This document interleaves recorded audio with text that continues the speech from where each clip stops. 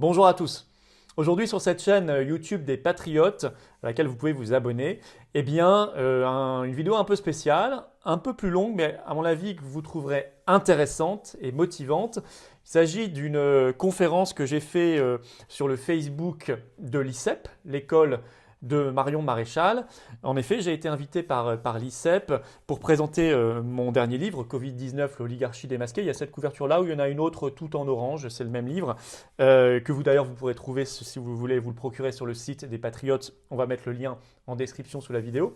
Et donc j'ai parlé avec Marion Maréchal en direct pendant 1h15, 1h30, je ne sais plus très bien, sur la page Facebook le 2 décembre de l'ICEP. Et vous allez voir ça, on a abordé plein de sujets, l'Union européenne, les conflits d'intérêts, les libertés, la coronafolie. Voilà, c'était vraiment intéressant et je remercie beaucoup Marion Maréchal et l'ICEP et toute l'équipe de l'ICEP pour cette invitation à cette conférence. Je vous remercie à vous de l'avoir suivi en direct cette conférence. Vous avez été nombreux et puis à la fin, on a pris pendant 20 minutes, 20-25 minutes vos questions aussi, on y a répondu. Et c'était vraiment très intéressant et très motivant. Et vous allez voir que les sujets que nous abordons dans ce livre et dans cette conférence sont tout à fait d'actualité, évidemment. Nous mettons également en description le lien pour adhérer aux Patriotes, voir cette carte orange d'adhérents aux Patriotes. Le lien pour adhérer se trouve en description, donc sous la vidéo. Et il se trouvera également en fin de vidéo en cliquant directement sur l'écran. C'est important de nous rejoindre, c'est important de mener combat avec nous, d'être dans un cadre d'action concret et rassembleur. Donc n'hésitez plus, notamment si vous êtes d'accord avec ce qu'il y a sur la page dans cette Facebook de conférence et dans l'ICEP ce livre. pour cette Je conférence ce vous soir attends en aux présence Patriotes. de Bienvenue Florian d'avance et Philippot, surtout, bonne qui est donc conférence. un homme politique puisqu'il est président du parti Les Patriotes. Nous avons le plaisir de le recevoir ce soir pour parler de la crise sanitaire autour d'un petit opus, finalement un petit manifeste presque qu'il a rédigé cet été, si je ne m'abuse, qui s'appelle Covid-19, l'oligarchie démasquée, qui est un ouvrage intéressant parce qu'il faut quand même noter, Florian, si tu permets que je te tutoie, parce que je pense que c'est une notoriété publique, on se connaît quand même un petit peu. Tu as une voix pour le moins singulière dans le paysage politique et même dans le paysage médiatique, j'ai envie de dire, sur cette question de la crise sanitaire, puisque tu as ouvertement pris position contre les restrictions des libertés publiques, contre un certain nombre de mesures telles que le confinement, le port du masque généralisé. Tu pointes du doigt systématiquement les incohérences du gouvernement et tu n'as pas peur de ce qu'on pourrait appeler le sanitairement correct, qui est aujourd'hui la nouvelle version du politiquement correct, qui décidément n'a de cesse de s'étendre et de prendre des formes nouvelles qui finalement tétanisent, j'ai envie de dire, un peu le monde politique et le monde médiatique sur ce sujet de la crise. Alors j'ai commencé par rebondir un peu sur le titre de ton ouvrage.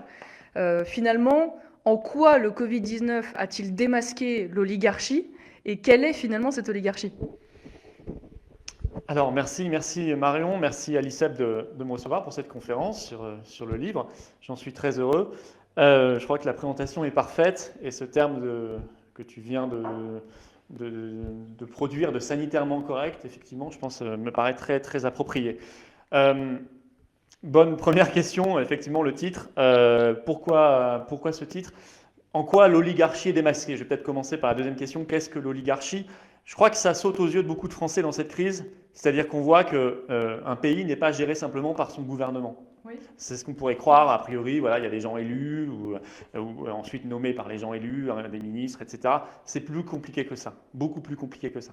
Et on voit s'imbriquer depuis des mois qu'a commencé cette crise Covid-19, eh bien, des décisions qui relèvent du gouvernement, du président de la République. Le Parlement est vraiment mis de côté, vraiment, on a l'impression qu'il a un rôle de figurant, de validation simplement.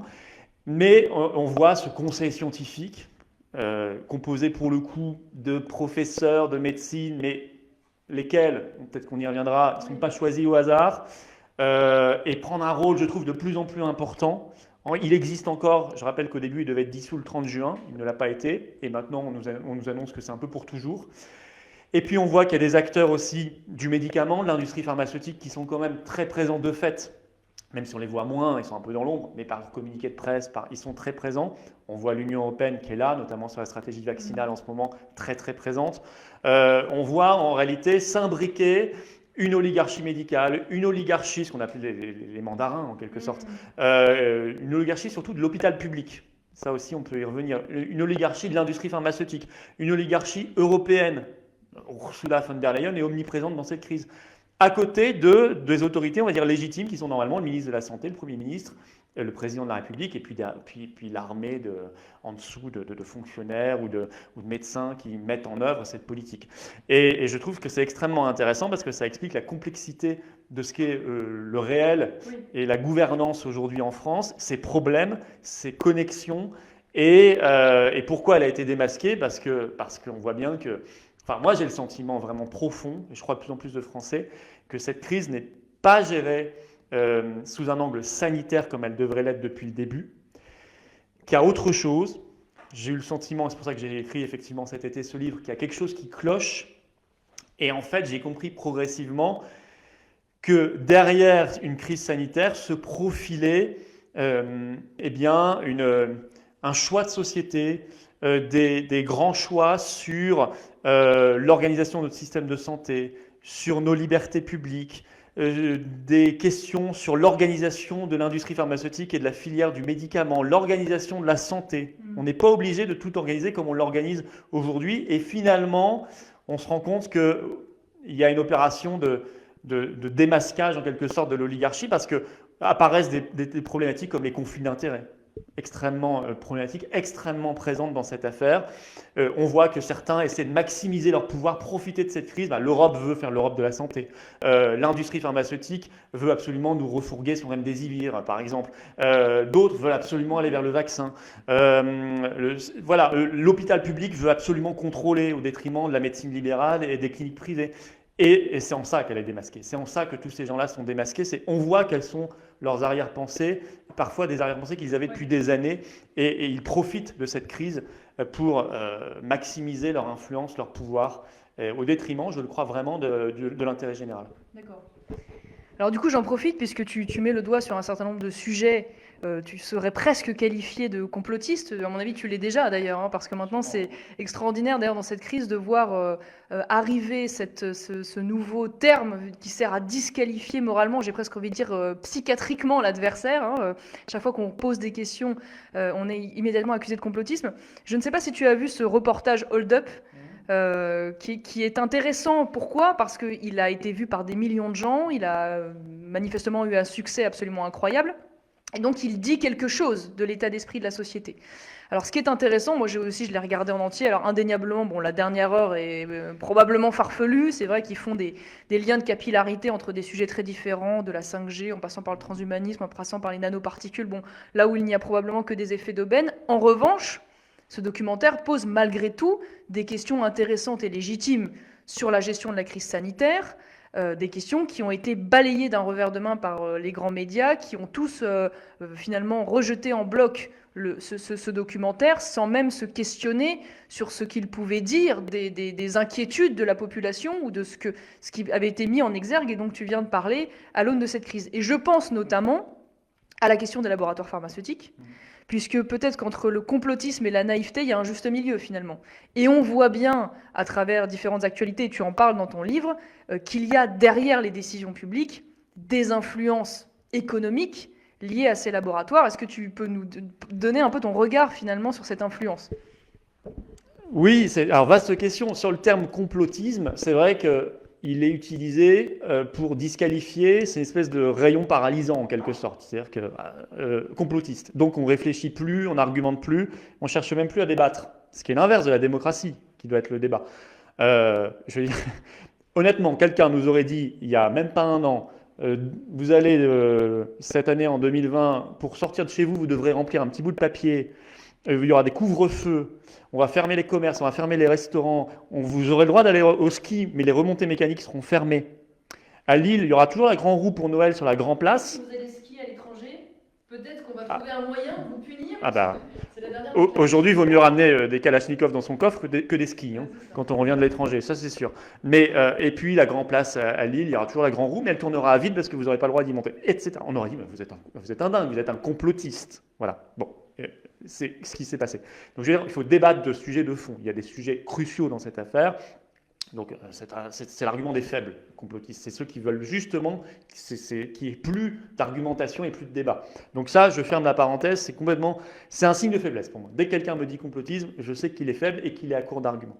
Alors sur le reste, ce film ou documentaire, je ne sais pas comment l'appeler, Euh, à la limite, peu importe ce qu'on en pense, moi, ça m'a fasciné de voir que c'était 3 jours après l'hommage à Samuel Paty, en plein procès Charlie Hebdo. On a des discours qui saturent les ondes sur la liberté d'expression, valeurs sacrées en France, etc.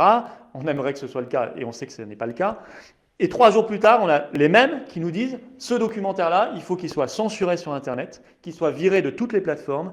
Pire que ça, il faut ruiner. En tout cas, il ne faut pas que le réalisateur puisse rentrer dans ses frais et donc il faut fermer les cagnottes qu'il avait lancées de souscription pour financer son documentaire. Et je crois qu'elles ont été d'ailleurs fermées de manière scandaleuse.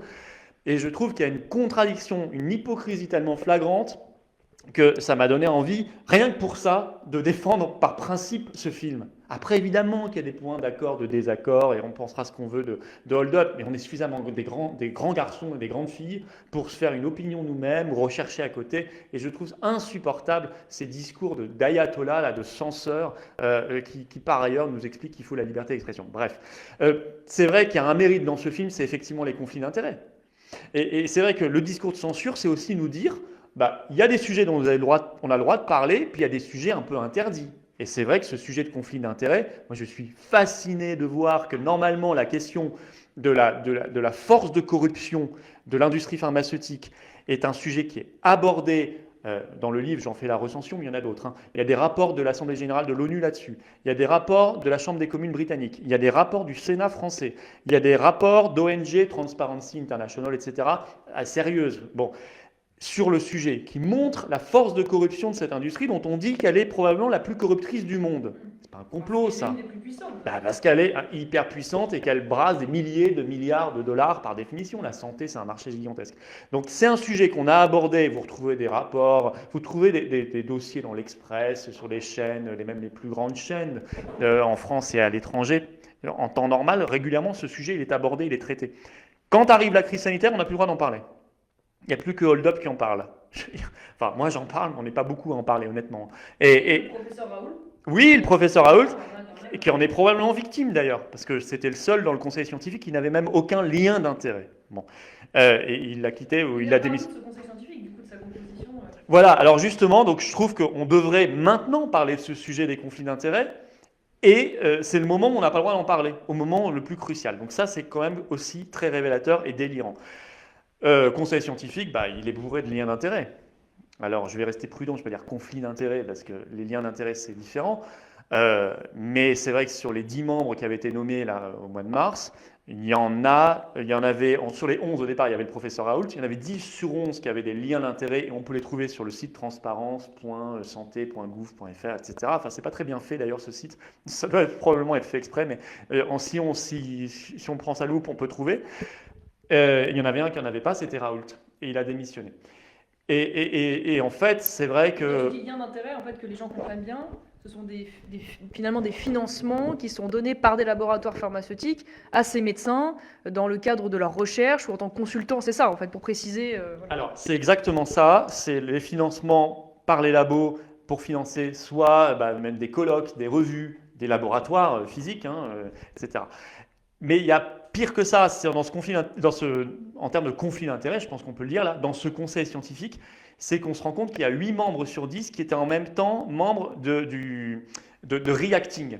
Reacting, c'est un consortium scientifique qui a été créé en 2013 par Del Frécy, président du conseil scientifique, et présidé aujourd'hui par Yazdan Pana, qui est un des membres éminents du conseil scientifique. Et qu'est-ce que c'est que ce consortium ? Notamment, il gère des essais cliniques.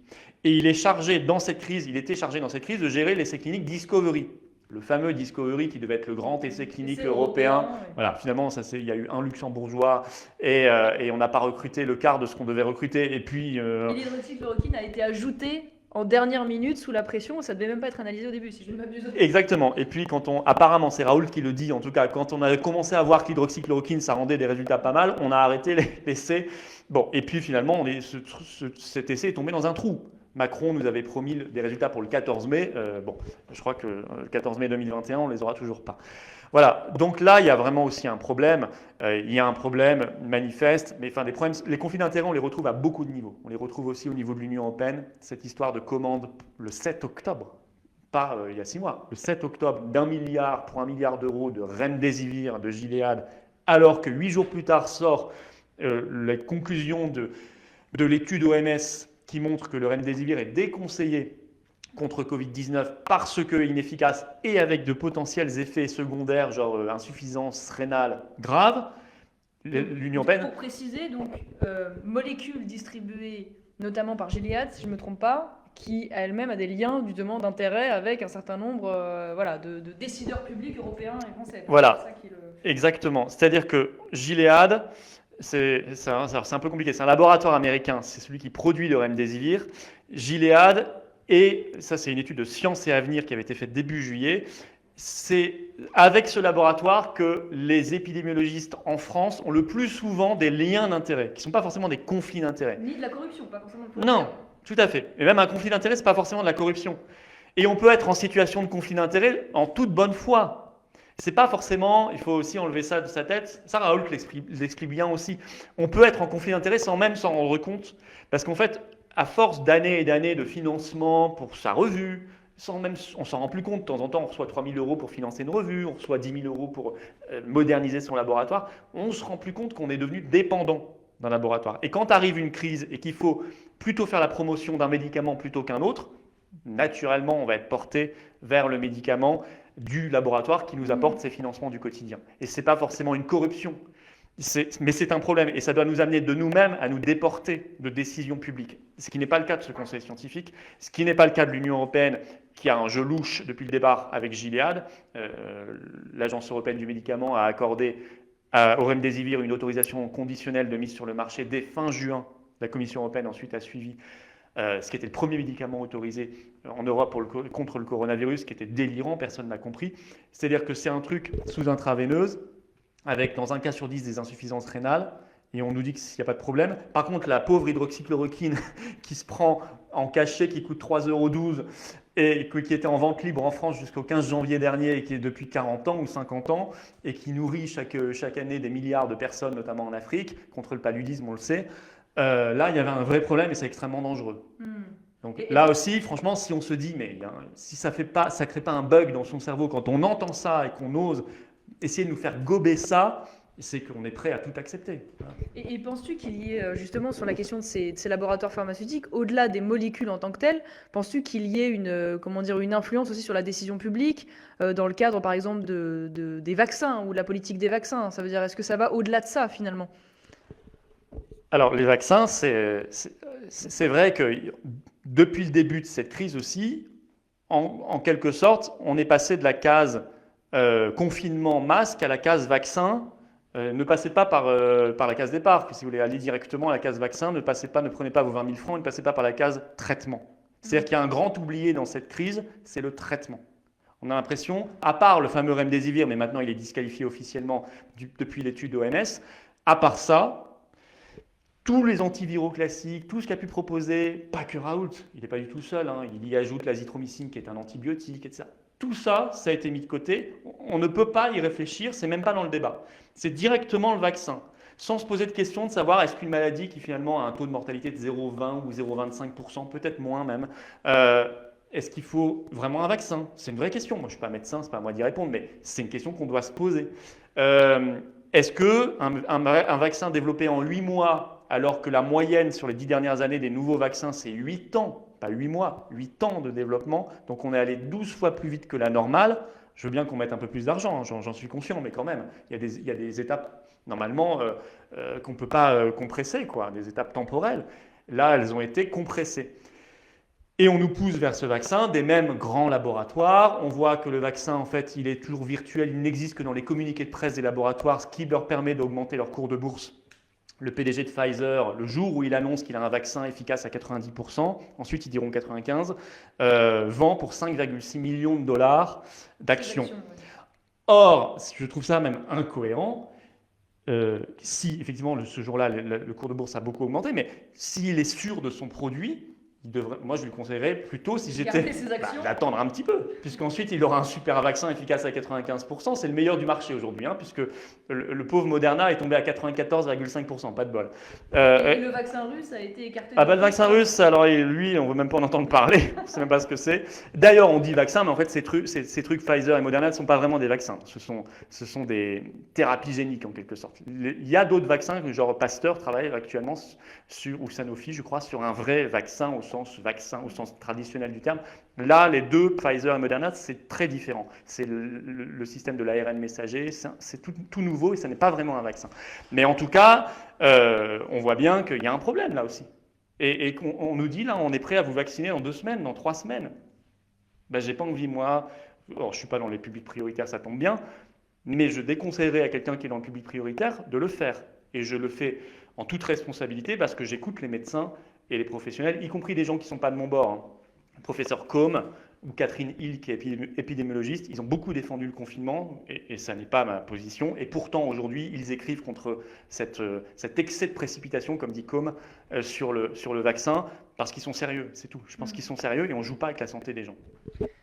On reviendra sur les solutions alternatives un petit peu plus tard, mais donc concrètement, maintenant qu'on a vu cette influence se manifester à travers, en effet, des décisions publiques poussées dans un sens plutôt que vers un autre, des études mises de côté, ou encore le scandale de l'affaire Lancet, qui avait publié une étude contre l'hydroxychloroquine, puis on avait découvert que c'était bidon. Mais une fois qu'on a vu tout ça et que la crise a mis tout ça en exergue, d'une certaine manière, comment aujourd'hui on peut réguler cette influence, d'une certaine manière, des labos sur l'économie et la décision publique, qui se fait du coup parfois au détriment, bien sûr, de la santé et de l'intérêt général, alors même qu'on sait bien qu'aujourd'hui, évidemment, les moyens sont tellement énormes que la recherche privée ou publique, d'ailleurs, ne peut plus se passer, d'une certaine manière, aussi de ces financements, et qu'elle irrigue de partout. Qu'est-ce qu'on a comme alternative en tant que décideur public pour pouvoir répondre à ça ou limiter ça ? Je pense qu'on pourra le limiter. Je pense qu'il n'y a pas de solution miracle. Mais je pense qu'il y a des réformes indispensables qui peuvent être prises. D'abord, quand on nomme en période de crise un conseil scientifique, on fait attention à qui on nomme. Et on essaie plutôt de nommer des gens qui sont spécialistes du sujet en question. Oui, bon, sachant qu'Agnès Buzyn elle-même avait, via son mari aussi, des liens un peu particuliers. Donc, oui, alors son mari, c'était Jean-Yves Lévy, qui était, je n'ai pas rappelé tout à l'heure, mais qui était aussi dans Reacting, quand il dirigeait l'INSERM dès 2013, effectivement. Mais voilà, déjà, on fait attention à qui on nomme.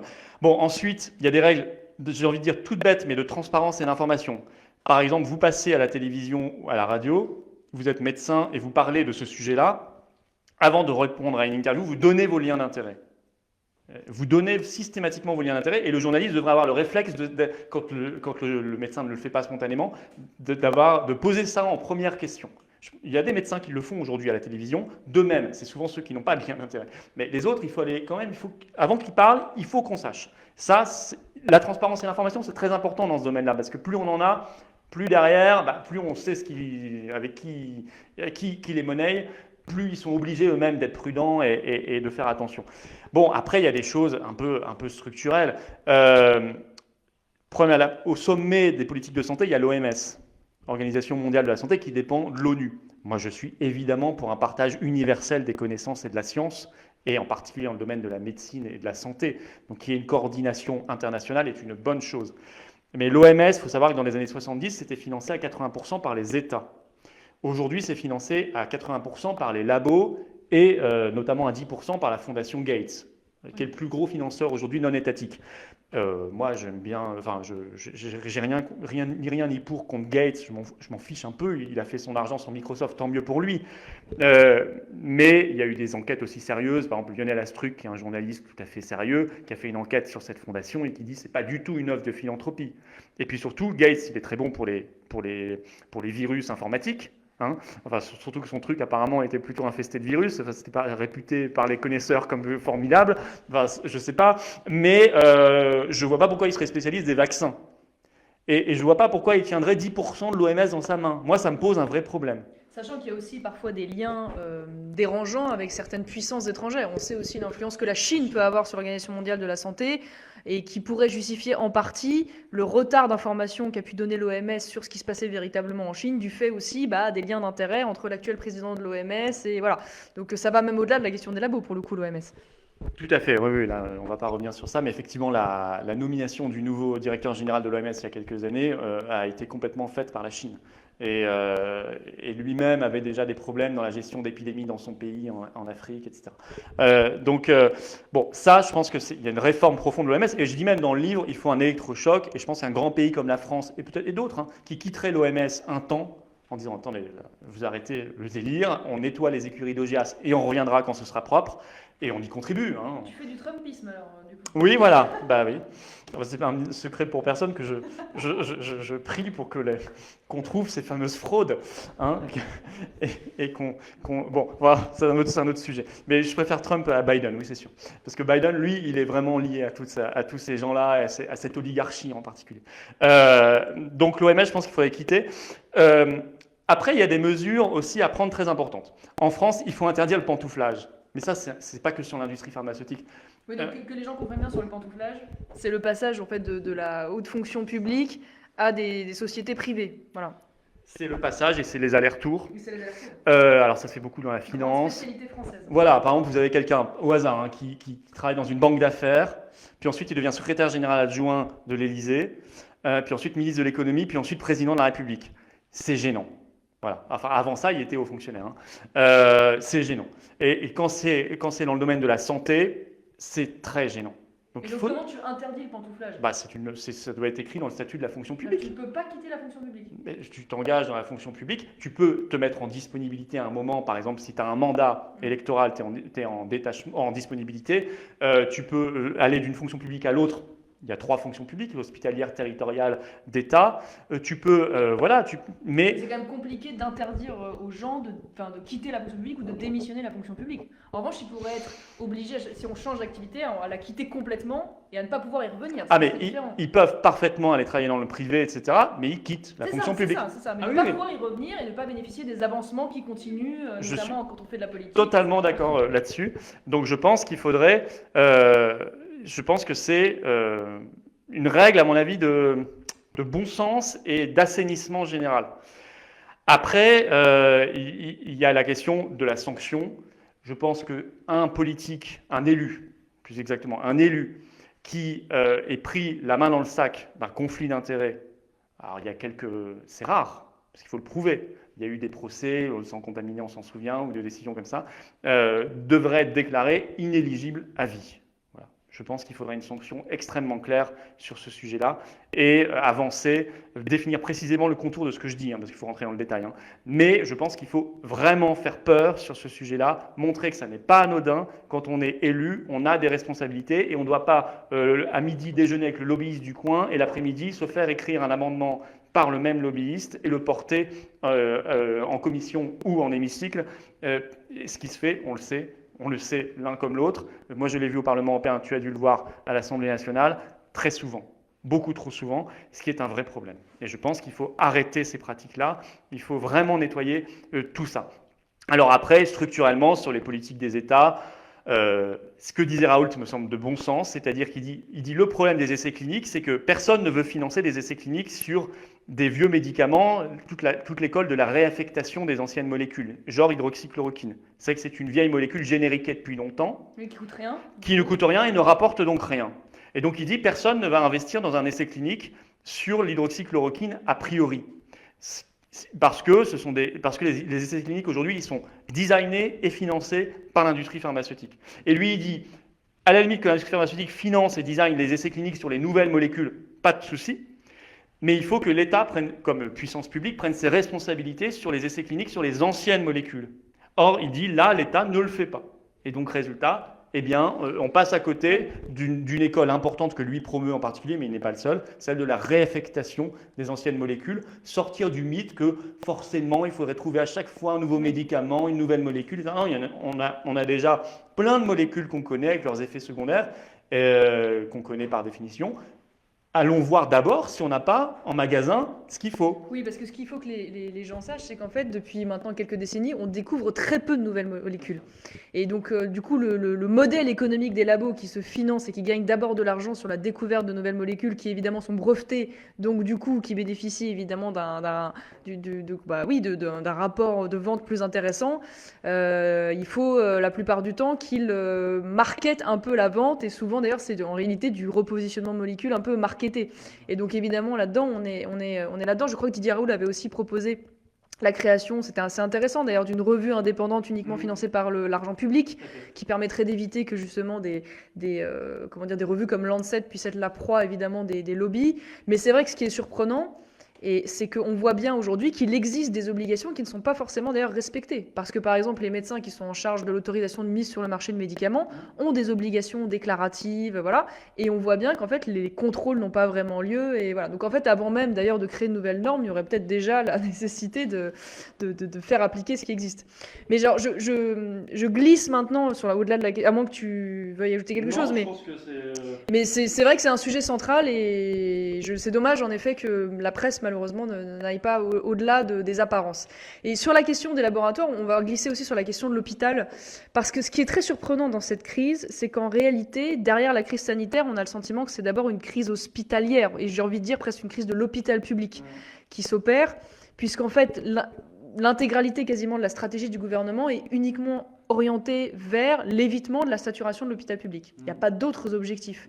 Donc en fait, ce qui serait intéressant, c'est d'avoir ton regard sur les causes, qui évidemment ne datent pas non plus de cette crise, qui nous amènent aujourd'hui à cette crise de l'hôpital, et surtout au regard que tu portes sur la réponse finalement qu'a apporté le gouvernement sur cette question de l'hôpital. Parce que si toute ta stratégie est d'éviter la saturation de l'hôpital public, on attend donc que tu prennes en conséquence des dispositions structurelles très importantes pour que cet hôpital, un peu comme en Allemagne, puisse répondre de manière plus efficace et donc éviter que la contrainte se fasse en amont sur la société. Oui, c'est une question absolument essentielle parce que l'hôpital public, c'est quelque chose qui est devenu très paradoxal. À la fois, on se plaint, et d'ailleurs, en fait, pas que pendant la crise Covid, certains se sont amusés à reprendre les reportages des 20 heures. Tous les hivers, on a des reportages sur les urgences saturées, les services de réanimation saturés, notamment dans les hôpitaux parisiens, et même déjà les transports sanitaires, parce que parfois, quand il y a des fortes grippes, en 2015, il y a eu une forte grippe, en 2017 aussi, il y a déjà des saturations. Et donc ça, on s'en plaint. En même temps, en fait, et les gouvernements s'en plaignent, et en même temps, ils organisent la pénurie en fermant des lits. Alors peut-être que là, ils vont arrêter un peu, quoique. Ils en ont pas... Cet été, je crois qu'il y avait encore des fermetures. Il y a encore un mur, les fermetures, et effectivement 100 à Nantes, je crois, ils en ont fermé 9 à Saint-Etienne, enfin j'avais les chiffres, 14 à Strasbourg, là, à la rentrée. Ça est délirant, 3800 en tout cas en 2019, et 110 000 sur les 25 dernières années, soit un quart des lits. Alors que pendant ce temps-là, la population française gagnait 10 millions d'habitants, notamment vieillissait en plus. Oui, alors eux diront ils font de l'ambulatoire à la place, c'est-à-dire l'hospitalisation à domicile, ils n'ont pas forcément fermé en réa, enfin bon voilà, mais on est d'accord qu'il y a une tendance qui quand même est très étonnante. Il y a une tendance, on sait derrière, il y a tous les ans les grandes orientations de politique économique de l'Union européenne qui poussent en ce sens, etc. On connaît un peu les causes. Elles ne sont pas contraignantes, là toi non, elles ne sont pas contraignantes, mais... C'est des orientations, parce que ce n'est pas une compétence partagée pour le coup. Non, c'est pas encore... Là, ils veulent faire l'Europe de la santé. Ah bah moi, oui, alors, si on veut l'Europe des lobbies pharmaceutiques et en même temps l'Europe de l'austérité, il faut faire l'Europe de la santé. Donc ça, il faut vraiment se battre contre ça. Mais en tout cas, il y a une pression. Il y a une pression des pairs, il y a une pression européenne, il y a une pression en ce sens. Et puis de toute façon, ça ne leur pose aucun problème parce qu'ils sont de cette idéologie, de cette école. Donc c'est-à-dire qu'on se plaint de la pénurie, en même temps on l'organise. Et troisième point paradoxal qui rend la chose encore plus ubuesque, c'est qu'en même temps l'hôpital public a presque besoin de cette pénurie du fait de son mode de financement depuis les années 2000. C'est-à-dire qu'en 2005-2006, il y a un directeur d'hospitalisation au ministère de la Santé qui s'appelle Jean Castex, le fameux, qui est chargé de mettre en place et de promouvoir la T2A, la tarification à l'activité. On change de modèle de financement. Je ne dis pas que l'ancien modèle était parfait, qu'il ne fallait pas le réformer. Pour que les gens comprennent bien, du coup, en fait, on passe de subventions publiques données avec des enveloppes à la tarification, à l'activité, ce qui est censé pousser au fait que les hôpitaux soient de meilleurs gestionnaires. C'est ça. Sauf que ce qu'ils ont oublié de dire dans ce système, et c'est là où c'est complètement aberrant, c'est qu'en fait, ils fonctionnent comme s'ils étaient dans le cadre du marché. Alors qu'en réalité, leur premier, voire quasi exclusif client est la sécurité sociale, donc ils ne maîtrisent pas les tarifs. Eh bien, exactement. Donc, en fait, c'était présenté comme étant sain et vertueux. Et en fait, on a vu, et tous les professionnels de santé, honnêtement, il n'y en a pas un qu'on peut rencontrer aujourd'hui qui vous vantera la tarification à l'activité. Ça s'est retourné contre le système et c'est devenu pervers. C'est-à-dire qu'ils ont besoin en même temps d'activité. Ce qui fait que pendant cette crise, très concrètement, moi je le sais, je suis conseiller. Ils veulent des malades, c'est ça que tu es en train de Ils dire. veulent des malades. Ils ont besoin de malades. Moi je suis élu région Grand Est. Je le sais, et Raoul, ça m'a fait plaisir, il l'a dit, mais moi je le savais déjà parce que j'étais sur le terrain, et on a des informations, on est en contact avec l'ARS, etc. Dans le Grand Est, pendant le premier pic, là en mars-avril, où le Grand Est était très touché de notoriété publique, et on le sait, il y a des cliniques privées qui se sont portées volontaires pour recevoir des malades qui n'ont pas été sollicités. Et en fait, l'hôpital public, on se dirait, mais c'est des méchants, c'est des vilains, et c'est horrible. En fait, non, c'est juste pervers. L'hôpital public avait besoin de ces malades pour afficher une facture ensuite à l'État plus importante et pour pouvoir se financer, parce que sinon, il n'arrive pas à se financer. Et il est en déficit structurel. Et ça, ça s'est reproduit. Donc, c'est un espèce de truc complètement dingue, hyper pervers qui s'est mis en place, qui amène à mettre de côté les cliniques privées. Alors, Dieu merci, pas totalement. À partir du moment où il y a une intervention publique, où il y a une médiatisation. Il y a un petit mieux par rapport à mars. Il y a, je crois, un mieux. Je crois qu'il y a eu un mieux. Mais en plus, on met par ailleurs, alors là, complètement de côté, mais pire que ça, on les a méprisés, toute la médecine libérale. Là, la médecine libérale, sur laquelle je trouve que là, il faut vraiment y réfléchir. Une épidémie, pour moi, les premiers soldats au front sont les médecins libéraux, c'est les médecins de famille. C'est eux qui connaissent leurs malades. Quand tu dis on les a mis de côté, c'est-à-dire que toi, on les a pas associés à la prévention, on leur a interdit de prescrire l'hydroxychloroquine. On les a totalement. Tout de suite, on a dit c'est une politique hôpital public, c'est nous qui allons traiter cette épidémie, c'est nous hôpital public. Or, l'hôpital public ne pouvait traiter que les cas les plus graves par définition. Mais les premiers conseils qui étaient donnés dès le mois de mars, c'était vous restez chez vous, vous prenez du Doliprane. D'ailleurs, n'en prenez pas trop parce que la fièvre, c'est une réaction immunitaire. Donc ne la faites pas baisser, ça peut être très désagréable. Ne restez pas à 42 fièvres tout le temps, je sais bien que c'est désagréable, mais gardez un peu de fièvre parce que la fièvre, c'est fait pour combattre. C'est votre organisme qui se défend. Bon, enfin, je ferme la parenthèse. Mais on disait ça. Prenez non, mais parce qu'on a écouté tellement de médecins qu'on a appris plein de choses dans cette crise. Je ne savais pas tout ça il y a 6 mois, j'ai appris des choses, j'en suis très heureux, comme beaucoup de monde. Mais ensuite, si vraiment vous étouffez, vous appelez le SAMU et on vous hospitalisera. Et c'est ce qu'on dit, c'est ce que tu disais tout à l'heure, c'est en fait on a sauté la partie traitement. On a sauté la partie traitement et donc la partie médecin de famille. Parce que le médecin, lui, il connaît. Il connaît la petite grand-mère, la personne, il sait quelles sont les comorbidités de tel ou tel patient. Il sait quelles sont ses fragilités.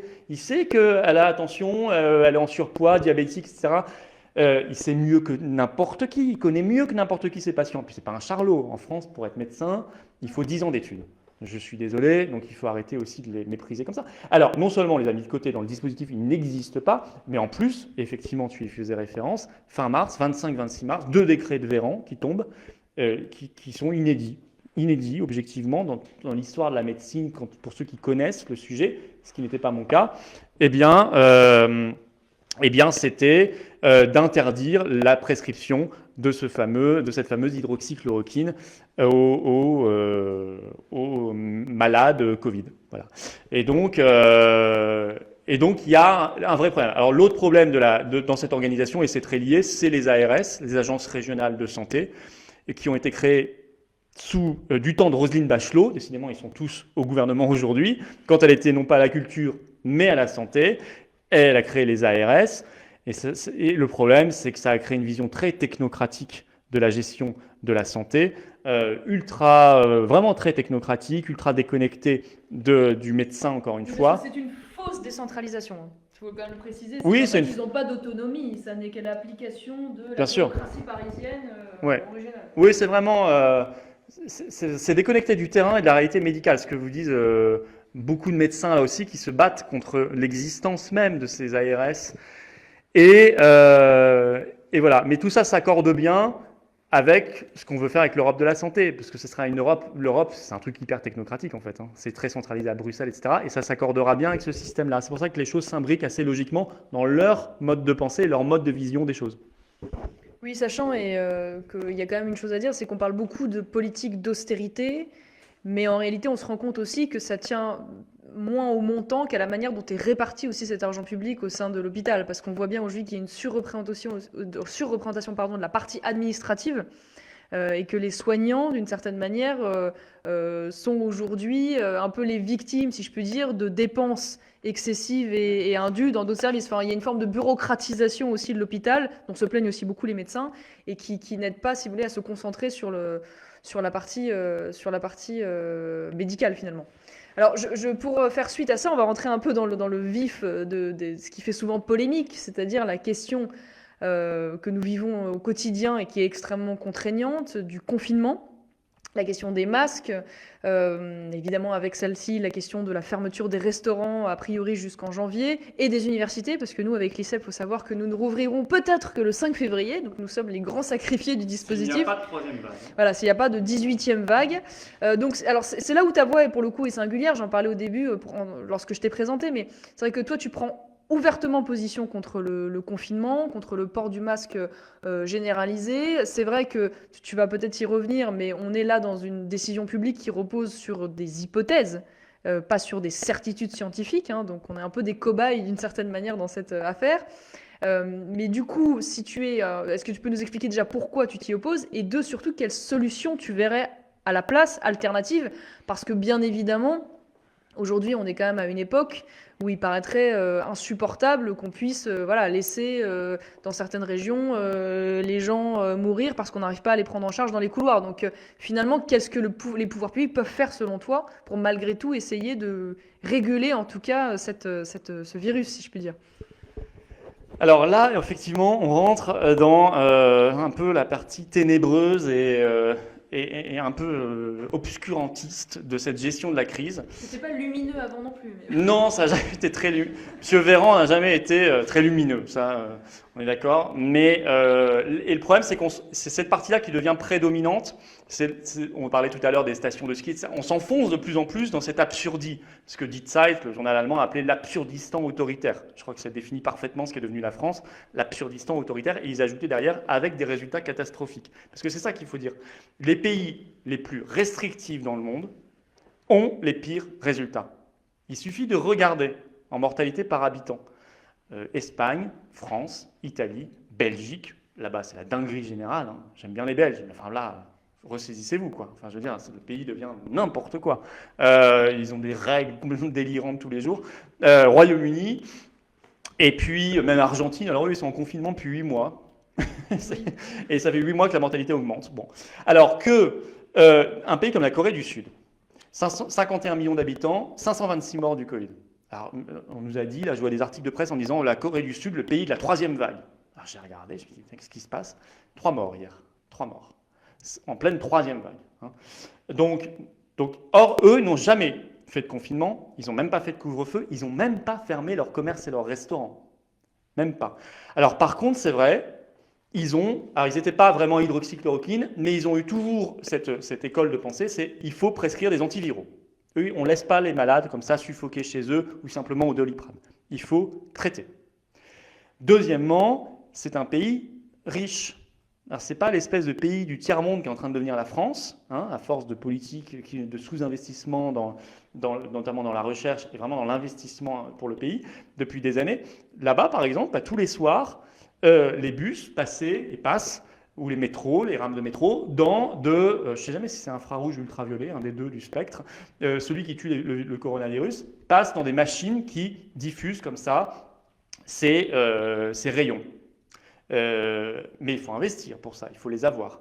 Ils ont mis en place des mesures dans les écoles, l'Allemagne l'a fait aussi, ils ont installé des purificateurs d'air. Hein, au lieu de se demander si on fermait les écoles, etc., ils ont dit nous, on va simplement installer des purificateurs d'air. Ce qu'on ne fait pas en France. Ils mettent des masques à des gamins de 6 ans. Mais bien sûr. C'est le cas de ma fille qui, du coup, évidemment, se tripote le masque toute la journée. Donc l'effet étant pire. Enfin, voilà. Ah le masque, de toute façon, si vous le tripotez toute la journée, c'est pire que mieux. Et donc, ils ont fait ça. Alors après, c'est vrai que c'est aussi, on me dira, c'est une culture comme les Suédois, c'est pas des pays latins, quoi. Oui, C'est mais des- et puis la question, c'est est-ce que par exemple les Français auraient été capables d'accepter, tu me diras, ils acceptent bien pire, mais le fait de tracer, parce que dans ces pays, il faut quand même préciser, qui ont d'ailleurs une avance technologique assez phénoménale, hein, on le voit aussi à l'occasion de cette c'est là crise, qu'on a alors vu, que hein. On a vu le décrochage qu'on voilà, a vu. alors que la Corée était quand même pas loin d'être un pays sous-développé il y a encore quelques décennies. C'est vrai, quand on regarde ça, est-ce qu'on serait prêt aussi à mettre des mesures de restriction de liberté très fortes avec un traçage qui est quand même, bon, pourrait remettre en cause aussi du coup notre vie personnelle et intime. Est-ce que ce serait souhaitable aussi d'aller vers ce modèle-là à l'inverse? Non, mais moi, je suis pas pour ça. Et effectivement, je ne glorifie aucun modèle en quelque sorte. Je pense que la France aurait eu les moyens de trouver sa propre voie. De toute façon, il faut partir du principe qu'il n'y aurait pas eu 0 mort. On aurait pu avoir moins de morts. Notamment, en réalité, si on n'avait pas fermé ces 110 000 lits, parce que c'est bien mignon de nous dire on va saturer des lits qu'on a fermés depuis 10 ans. Enfin, c'est une espèce c'est insupportable en fait comme argument. Puis les EHPAD. Et les EHPAD. La moitié des morts viennent des EHPAD. Et la moitié des morts viennent des EHPAD. Et notamment, on aurait travaillé sur le traitement. On aurait eu des technologies, je parlais des purificateurs d'air, ces rayons qui éliminent le virus, etc., dans les transports publics, qui sont des lieux quand même, quoi qu'on en dise. Aujourd'hui, il paraît qu'on se contamine à la messe, mais pas dans le RER. Bon, moi, je crois plutôt l'inverse. Et donc, on aurait eu toutes ces technologies, etc. On aurait pu éviter des morts. On aurait fait confiance au médecin libéral pour un peu désengorger l'hôpital. On aurait pu éviter des morts. Donc on aurait pu faire mieux. Je ne dis pas qu'on aurait fait parfaitement. Mais par contre, la solution qu'on a choisie, parce qu'on parle de restriction de liberté avec des applications, etc. Mais nous, on a non seulement, on a de plus en plus ça, parce que là, ils vont nous faire l'isolement contraignant, on parle d'amende, on parle de contrôle, etc. Donc finalement, on va y venir quand même. Mais en plus, nous, on nous met la restriction par excellence, c'est-à-dire le confinement. Vous restez chez vous et vous remplissez un petit bout de papier si vous êtes pour sortir 1 heure. On a les couvre-feux. Les gens vont découvrir qu'après le 15 décembre, il y a toujours les couvre-feux.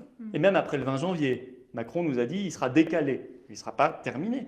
On a les fermetures terribles de commerces, de restaurants qui mettent par terre une économie entière, des métiers, des familles, et qui en plus sont en France, font partie de notre art de vivre, de notre âme. Enfin, je veux dire, les brasseries en France, les cafés, mais pour nous, c'est tout. Enfin, c'est la France. Une fois de plus, je le précise, parce que sans aucune certitude scientifique. Parce que sur les restaurants, il n'y a aucune aujourd'hui étude qui atteste que ce soit un lieu plus contaminant qu'un autre. Je crois que la seule étude qui a été faite, c'est une étude qui a été faite aux États-Unis en mars sur un fast-food, à un moment donné où il n'y avait pas non plus les protocoles sanitaires, alors que nos restaurateurs ont beaucoup investi et se sont beaucoup sacrifiés pour mettre en place ces protocoles extrêmement contraignants. Donc c'est ça qui est fou, c'est qu'à chaque fois, on est vraiment dans l'expérimentation et le doigt mouillé, si je puis dire. Ah ben, on est dans la saignée du Moyen-Âge, quoi. C'est-à-dire qu'on est vraiment dans le truc qu'on fait parce qu'on se dit c'est bien. Là, par exemple, cette vague là, d'octobre-novembre, le virus a diminué dans toute l'Europe, on regarde des zones en fait, climatiques, au même moment. Et il baisse là en ce moment drastiquement partout, tant mieux. Mais il a commencé à baisser au même moment et au même rythme dans tous les pays, quelle que soit leur stratégie. Il a baissé aussi aux Pays-Bas au même moment qu'en France, alors qu'ils n'ont pas fait de confinement ni de couvre-feu. Et donc, en fait, on se dit, mais tout ça, on l'a fait pour rien. Si encore on l'a fait que pour rien. Mais bien sûr que c'est par ailleurs dévastateur, parce que c'est dévastateur économiquement, socialement, on le voit tout de suite. Et donc, derrière, sanitairement, parce qu'un pays qui s'appauvrit, c'est demain un pays qui va voir son espérance de vie baisser. C'est mécanique. Et donc, c'est des morts. Mais en plus de ça, il y a un effet sanitaire direct. C'est toutes les maladies qui ne sont plus diagnostiquées, qui ne sont plus traitées. On a vu la Ligue contre le cancer qui a tiré la sonnette d'alarme il y a 2-3 semaines en disant là, il y a quelques dizaines de milliers de personnes qui en ce moment ne sont pas traitées ou diagnostiquées comme elles devraient l'être en cette fin d'année. Mais comment fait-on? C'est les pertes de chance. Si les hôpitaux sont saturés d'une part et qu'ils ne peuvent pas accueillir d'autres patients, enfin, tu vois ce que je veux dire, comment? Parce que c'est ça la justification au final. Alors, déjà, donc on arrête de fermer des lits et on en ouvre, malgré tout. On ouvre des lits, on réouvre des lits. Mais eux te diront, oui, mais pour former une équipe en réanimation, il faut des années, donc c'est pas possible. Enfin, tu vois, c'est un serpent qui se mord la queue à chaque fois. Finalement. Alors, ça, moi, j'ai écouté Arnaud Chiche, qui a créé un collectif de médecins, et lui, il nous dit, mais attends, il y a des milliers d'infirmières, y compris les infirmières libérales, que si on met un peu de moyens, effectivement, il ne faut pas leur donner 3 centimes. Il faut mettre un peu de moyens. Elles ne demandent pas non plus un pont d'or, mais elles demandent d'être rémunérées à leur juste mérite et selon le risque qu'elles prennent, ce qui est tout à fait normal. eh bien, elles seront prêtes et on pourra les mobiliser. Il y a des jeunes retraités. Attendez, quelqu'un qui est parti, qui était infirmière il y a 1 an, 2 ans, 3 ans. Oui, la réserve sanitaire, un peu ce qu'on pourrait appeler. Exactement, on peut les mobiliser. Et puis, de toute façon, gouverner, c'est prévoir. Moi, je supporte plus. C'est la même chose dans le domaine migratoire. À chaque fois qu'il y a un bateau qui arrive ou 300 personnes qui arrivent, on nous dit oui, mais là, comment on les gère là maintenant? Non, mais attendez, moi, ça fait 10 ans que je vous dis qu'il faut arrêter d'en accueillir autant. Je ferme la parenthèse migratoire, mais c'est pour montrer que c'est la même problématique. On nous fait ce chantage de l'immédiateté, mais je suis désolé, ça fait des années ils n'ont pas vu les manifestations de soignants sous leurs fenêtres. Au lieu de leur envoyer du gaz lacrymogène, ils auraient mieux fait de les recevoir et de les écouter et de suivre leurs recommandations. Et elles connaissent le problème. Les infirmières qui ont manifesté, les médecins, les ambulanciers, etc. Ils savent qu'il y a une pénurie, qu'il y a un problème. En plus, un problème d'organisation. Donc, il faut réorganiser tout ça. Et là où il faut mettre des moyens, il faut les mettre. Et donc, on arrêtera de nous dire, on choisit soit on traite le cancer, soit on traite le Covid, parce qu'on sera un pays développé et qu'on aura, en Corée du Sud, on a oublié un paramètre dans l'équation, mais je crois qu'ils ont 2 fois plus de lits par habitant que nous. C'est comme l'Allemagne, hein. C'est comme ça en réa. En réa, oui. Et en Allemagne aussi. Et l'Allemagne a quand même s'en est senti beaucoup mieux en termes de mortalité que nous, sans avoir jamais fait de confinement. En Allemagne, il n'y a pas de confinement. Il y a des mensonges qui sont dits là-dessus. Il n'y a jamais eu de confinement. Il y a des mesures de fermeture plutôt des restaurants, etc. Mais il n'y a jamais eu de confinement à la française. Jamais, jamais, jamais. Et pourtant, ils ont des résultats bien meilleurs. Et ils ont une densité plus importante, parce que ça, j'entends parfois, oui, mais vous dites que la Suède, c'est meilleur, mais la densité en Suède est inférieure à la densité française. C'est vrai. Oui, mais la densité allemande est supérieure à la densité française, et ils ont moins de morts. Et la densité coréenne, j'en parle même pas. Elle est très importante, et ils ont beaucoup moins de morts que nous. Donc ça, c'est pas un argument. Donc je veux dire, en fait, arrêtons d'être un pays du tiers-monde, et arrêtons d'être un pays obscurantiste. On n'a même plus le droit de débattre de l'efficacité de ce confinement, de ce couvre-feu, de ces effets collatéraux terribles. Ça n'est pas interrogé. Moi, quand j'en parle, on me regarde avec des yeux, j'ai l'impression de faire un crime de lèse-majesté, de blasphémer. Il y a la religion obscurantiste de cette pseudo-science du confinement. J'ai des confinementolâtres en face de moi. Aujourd'hui, généralement, en même temps, ce sont les mêmes. Ils sont vaccinolâtres aujourd'hui. Ils adorent, ils veulent piquer tout le monde et que tout le monde reste à la maison. Ça, et puis un masque. Et puis, pour papy et mamie, on coupe un bout de bûche, et pour Noël, ils vont le manger à la cuisine, papy et mamie. Moi, c'est pas l'avenir que je veux, voilà. C'est pas l'avenir que je veux, et j'aimerais qu'on reprenne un peu, si au moins on était dans un pays où on avait évité 95% des morts, je dirais que vous aviez raison. Non, je suis désolé. En plus, nos résultats sont catastrophiques, épouvantables, pour soi-disant un pays qui était encore au début des années 2000 considéré comme ayant le meilleur système de santé du monde par l'OMS. C'est dramatique, quoi. Donc non, ça, j'accepte pas. Et en plus, vous n'avez aucune efficacité dans ce que vous faites. Donc, on devrait être des millions à se lever sur ce sujet-là. On devrait être très nombreux, parce qu'ils nous traitent très mal. C'est une insulte à l'intelligence, cette affaire. Oui, alors, et d'ailleurs, sur les solutions alternatives, je rebondis un peu, parce que pour le coup, au Royaume-Uni, il y a un débat qui est aussi assez intéressant, qui est porté par quelqu'un qui doit être cher, et à moi aussi d'ailleurs, un certain Nigel Farage, qui a été le héros du Brexit, si je puis dire, qui a transformé d'ailleurs son parti Brexit, pro-Brexit, en parti anti-lockdown, donc anti-confinement, en s'appuyant sur une déclaration de plusieurs centaines de médecins reconnus d'ailleurs, qui s'appelle Great Barrington. Et eux, ils proposent 2 choses. Ils disent qu'en fait, il ne faut pas faire un confinement généralisé, mais ce qu'ils appellent une protection ciblée. Ça veut dire faire une campagne de prévention et d'information auprès des personnes à risque. Parce qu'aujourd'hui, on connaît, à la limite en mars, on va dire qu'on avait un peu l'excuse d'eux. Aujourd'hui, on sait qui sont les personnes à risque qui peuvent développer des cas graves, donc les personnes âgées, les personnes avec comorbidité. Donc ça demande une organisation, bien évidemment, pour leur apporter éventuellement de la nourriture, de l'accompagnement, voilà. Et ça, c'est assez intéressant. Et le fait de tabler aussi sur l'immunité collective, qui aujourd'hui, pareil, est un débat qu'on ne peut pas avoir. Ça veut dire que manifestement, c'est une maladie dont on nous dit qu'on peut faire un vaccin, donc on peut nous immuniser à travers un vaccin, parce qu'un vaccin, c'est une immunité, malgré vous, tout en nous disant, oui, mais l'immunité collective naturelle, n'y pensez même pas. Ça n'existe pas, on ne sait pas combien de temps immuniser si on est immunisé. Enfin, c'est quelque chose complètement aberrant. Je ne sais pas si toi tu as regardé cette déclaration, mais est-ce que ça te paraît éventuellement une alternative intéressante pour le coup? Moi, dans mon triptyque ou les quelques éléments de grands axes de solutions que je préconise, il y a effectivement de cibler les personnes vulnérables, puisqu'on les connaît maintenant. On connaît les profils vulnérables. On sait que notamment l'obésité, le surpoids est un facteur très déterminant, très très déterminant. Et là, à la limite, quel que soit l'âge. C'est pour ça que parfois on nous dit qu'il y a des jeunes ou des gens en tout cas qui ont 30, 40, 45 ans en réa, mais très souvent des gens qui sont en surpoids important. Bon, après, évidemment, il y a la vieillesse au-delà de 80 ans, 85 ans. Et puis, il y a les maladies qu'on imagine, cardiovasculaires, etc., le diabète, toutes les comorbidités. Enfin, on connaît maintenant. Donc, effectivement, c'est sur ces personnes-là qu'il faut cibler. Et je rajoute d'ailleurs sur ce que tu disais sur le vaccin, on a même entendu ces derniers jours que malgré le vaccin, on pourrait quand même être contagieux. Moi, j'ai entendu ça, si tu veux. Donc, je pense que on est dans un truc sans fin, en fait. Oui, mais j'allais y venir, justement, j'ai envie de rebondir là-dessus. Est-ce que tu penses qu'on a basculé dans le fameux nouveau monde?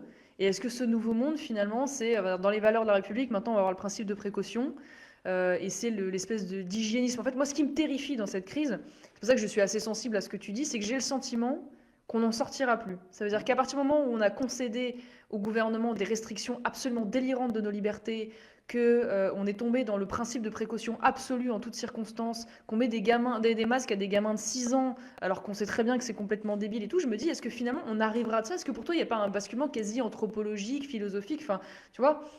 Ah, je pense que le monde d'après, comme ils l'appellent, ça ne sera jamais le retour dans leur esprit à la normalité, ce qu'on a connu. Euh, pour une raison simple, c'est qu'une fois qu'on est rentré dans leur raisonnement, comment en sortir? Alors, soit le Covid est encore là, il y a une énième vague qui arrive, on refera toujours les mêmes solutions, toujours les mêmes choses, les mêmes restrictions. Mais ensuite, comment même sortir de ce piège? Par exemple, les années où il y a une grippe un peu plus intense, un peu plus meurtrière que les autres. On va nous préconiser la même chose. Un mort de la grippe ne vaut pas moins qu'un mort du Covid. Comment sortir de cette affaire, par exemple, de masques? On n'en sortira jamais. En tout cas, si on se bat pas, hein, si on ne fait pas entendre raison à tout le monde. J'en veux pour preuve ce qu'a dit tout simplement Véran. Véran, dans le Parisien ce week-end, dit « Après le vaccin, qui nous était présenté comme la solution miracle il y a encore 3 mois, ça ne l'est plus aujourd'hui. Non, après le vaccin, il faudra conserver la distanciation sociale. Dieu que ce mot est affreux. Là, vraiment, il nie toute humanité. Nous sommes des êtres sociaux. Et on devra conserver les gestes barrières, autre mot affreux, barrière. Et on devra conserver le masque. Et en fait, il ne fait que copier ce que disait Fauci, qui est l'épidémiologiste en chef aux États-Unis, très anti-Trump d'ailleurs, qui, lui, a dit le 24 octobre dernier la même chose. C'est-à-dire qu'après le vaccin, il faudra conserver le masque et la distanciation sociale. Donc en fait, on n'en sortira jamais. Et puis un truc extrêmement pervers que j'imagine tu as vu aussi, qui est cette espèce de, comment dire, de reproche de culpabilisation. Ça veut dire que si tu résistes, si tu émets des doutes, si tu veux continuer de vivre normalement, tu es irresponsable, tu es complotiste évidemment, tu as sûrement un santon Didier Raoult dans ta crèche, mais surtout tu es en fait un mauvais citoyen. Tu es l'homme qui fait passer tes droits pour un droit de contaminé. Tu es celui qui ne se soucie pas finalement des grands-parents de ton meilleur ami. Enfin, c'est quelque chose quand même, c'est une logique dont on aura beaucoup de mal, comme tu as raison, à sortir parce que finalement on va sur le terrain quasiment de la morale et on tétanise les gens dans leur réaction. Et ça, je trouve que c'est un processus extrêmement pervers. Oui, non, ça c'est vraiment de la manipulation par la culpabilisation. Ça, c'est Dupond-Moretti. La liberté n'est pas la liberté de contaminer. Moi, j'avais fait un tweet là-dessus en disant, avec ce genre de phrase, je crois qu'il a dit ça il y a un mois, je ne sais plus dans quel contexte, mais peu importe. Avec ce genre de phrase, on peut tout vous justifier. Tout. C'est simple. La fameuse ministre espagnole, là, qui début juillet disait « Le droit de manifester n'est pas le droit d'infecter ». Que c'est pervers comme genre de phrase, que c'est affreux. La culpabilisation, c'est effectivement ces clips gouvernementaux. Quand on est proche, on ne s'approche pas trop. Moi, ça me tympanise dans les oreilles tous les matins. Hein. J'allume la radio, j'entends cette phrase là depuis des mois. Quand on est proche, on ne s'approche pas trop. Cette musique lancinante, effrayante en fait, déshumanisante, hein, vraiment. Et puis ces clips où on voit que si vous faites un bisou à mamie, vous mettez mamie en réanimation. Je n'ai plus les mots, moi, au bout d'un moment, sur tout ça, et je n'ai plus les mots sur le fait qu'il n'y ait pas plus quand même de monde qui se réveille. Parce que honnêtement, si on y réfléchit, moi, à chaque fois que j'ai posé la question dans des débats, notamment à la télé, j'ai dit, mais jusqu'à quand? Ça va s'arrêter quand? Et qu'est-ce qui fera qu'à un moment, vous nous direz, on arrête de fermer en permanence, fermer, rouvrir, etc., nos commerces, nos restaurants, jusqu'à ce qu'il n'y en ait plus aucun? Quand est-ce qu'on arrête le masque? Quand est-ce qu'on arrête de nous dire il faut la distanciation physique, de mettre des ronds par terre dans la gare, etc. Quand est-ce qu'on peut retrouver même une vie politique, une vie démocratique? Moi, je suis désolé, je veux faire une manif, je suis obligé d'attaquer devant les tribunaux administratifs, en référer les arrêtés d'interdiction des préfets, parce que c'est très compliqué de manifester. On ne peut plus faire de meeting parce que dans les salles, il faut respecter la distanciation sociale, etc. Même la vie démocratique est très amputée et très empêchée. Et puis bon courage à ceux qui sont en train de chercher leurs 500 signatures au passage. Non, mais c'est un vrai, pour ceux qui veulent être candidats à la présidentielle, il y a des vrais problèmes qui se posent derrière quand même sur la démocratie. Ça, on n'en parle jamais. C'est pas dans le débat. Je veux dire, quand est-ce qu'on revient, quand est-ce qu'on sort de ça dans leur manière de penser? En fait, on revient jamais. Alors c'est vrai que ça peut être pratique pour un gouvernement d'avoir une population qui est à moitié confinée, à moitié en couvre-feu tout le temps, qui est bien gentille derrière son masque. Alors là, si je dis ça, on va me dire complotisme. Non, je suis désolé, c'est de la politique. Voilà. Un gouvernement, quand vous ne mettez pas un holà, il maximise son pouvoir. Et il empiète sur vos libertés individuelles, vos libertés familiales, vos libertés publiques. Surtout si à la base, c'est des gens pas très structurés, et pas très amoureux, on va dire, de leur pays, à mon sens. Ça, c'est une opinion politique personnelle, comme nous les avons actuellement. Mais s'il n'y a pas de contre-pouvoir, s'il n'y a pas de mobilisation populaire pour leur dire, attendez, et médiatique par exemple, pour leur dire, mais attendez, ou des voix savantes, des voix qui font autorité pour dire, mais ça, vous n'avez pas le droit. Ça, vous n'avez pas le droit de nous dire combien on doit être autour de la table à Noël. Vous n'avez pas le droit de me dire comment je me comporte avec ma grand-mère. Ça ne vous regarde pas. Je suis un adulte responsable. S'il n'y a personne pour leur dire ça, ils prendront le pouvoir. Ils le prendront. Voilà. Mais du coup, c'est intéressant parce qu'au-delà de la question sanitaire, hospitalière, est-ce que finalement cette crise, elle pose pas une question institutionnelle?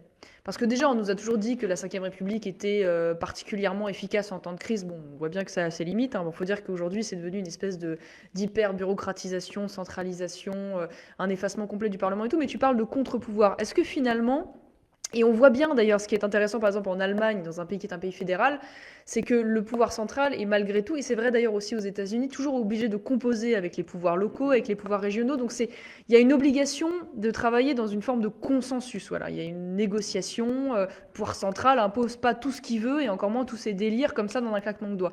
Est-ce que finalement, il n'y a pas une remise en cause d'une certaine manière des institutions de la Ve République, avec cette espèce de surpouvoir de l'exécutif qui finalement, on le voit bien, peut faire ce qu'il veut, des choses les plus délirantes, sans que le Parlement n'ait les moyens véritablement d'exister, on voit bien que ce n'est pas le cas, et sans qu'il y ait de véritables contre-pouvoirs, à part peut-être, et Dieu sait que je ne suis pas une fan du Conseil d'État, mais malgré tout, le Conseil d'État qui, à certains moments, a pu être quand même le garant d'un certain nombre de libertés, voilà. Je dirais bien timidement. Il a été un peu récemment là sur les messes, effectivement, mais bon, il n'a pas. Je trouve que le juge des libertés n'a pas été, qui est le juge administratif normalement, n'a pas été très glorieux quand même dans cette affaire, même si je suis d'accord. Vaut mieux un Conseil d'État aujourd'hui que l'Assemblée nationale qui ne sert strictement à rien. Alors d'abord sur les comparaisons de pays, je ne sais pas si c'est opérationnel parce que par exemple l'Espagne avec ses régions très autonomes, ces généralités, Generalitat, la Catalogne, etc., finalement est dans le même délire. L'Italie, qui est plus décentralisée, plus régionalisée que la France, aussi a été dans le même délire et dans le même délire. Même la Belgique, qui est devenue un pays fédéral, est dans...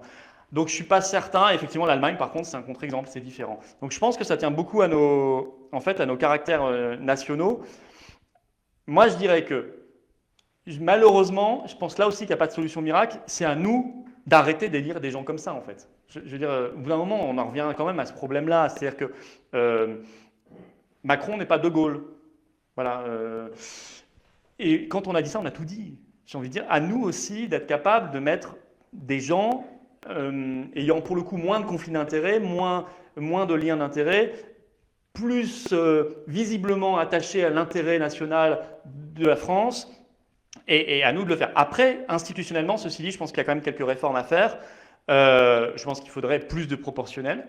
En fait, si on souffre notamment d'un Parlement croupion, c'est parce que il y a beaucoup des courants entiers de la population française, ils ne sont pas ou très peu représentés. Et donc, en fait, on n'a pas les voix qu'on devrait avoir, où on les a tellement étouffées, que même si certains peu représentés officiellement alors que la proportionnelle leur donnerait plus de représentation, finalement, ne se font pas entendre quand même. Il ne faut pas non plus tout attendre de l'opposition. Mais donc je pense qu'il y a ça. Et puis, il y a le référendum d'initiative citoyenne. Moi, je crois beaucoup à cela.